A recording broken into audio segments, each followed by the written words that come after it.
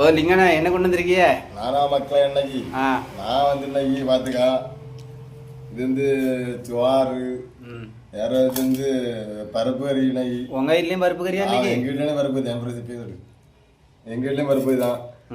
வார விரவதுக்காக முட்டை ஆஃப் ஆயிடு. பரவாயில்ல, உங்க வீட்டில் முட்டையா இருந்தா? முட்டை ஆஃப் ஆயிடு.